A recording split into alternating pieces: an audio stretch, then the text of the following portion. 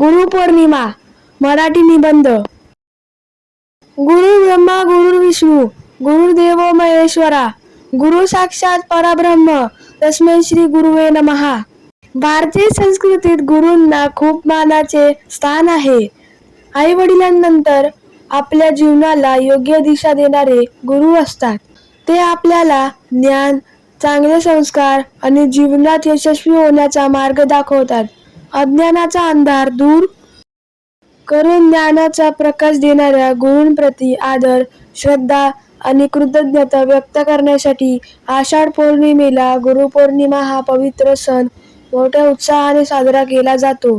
गुरुपौर्णिमा हा दिवस महर्षी वेदव्यास यांच्या जयंतीचा दिवस म्हणून ओळखला जातो. त्यांनी वेदांचे विभाजन केले, महाभारतासारखा महान ग्रंथ लिहिला आणि अनेक पुराणांची निर्मिती केली, म्हणून त्यांना आद्य गुरु मानले जाते. या दिवसाला व्यास पौर्णिमा असेही म्हणतात.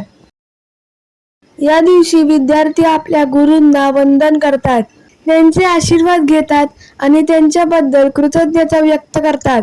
शाळांमध्ये गुरूंचा सत्कार, भाषणे, गाणी, नृत्य, नाटिका आणि विविध सांस्कृतिक कार्यक्रम आयोजित केले जातात.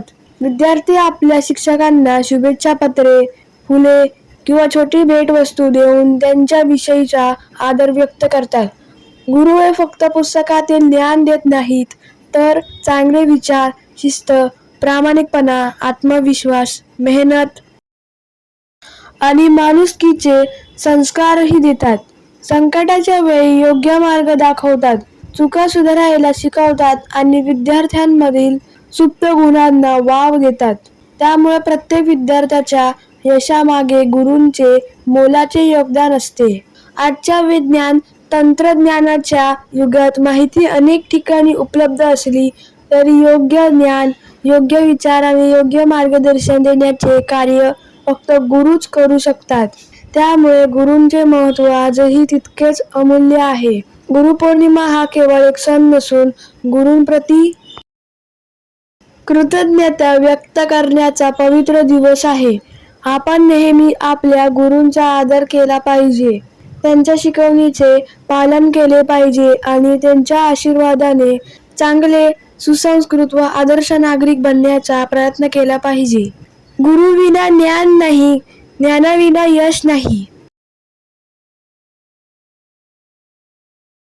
So friends, if you like this video, please subscribe my channel and don't forget to press the bell icon. Thank you friends and bye bye.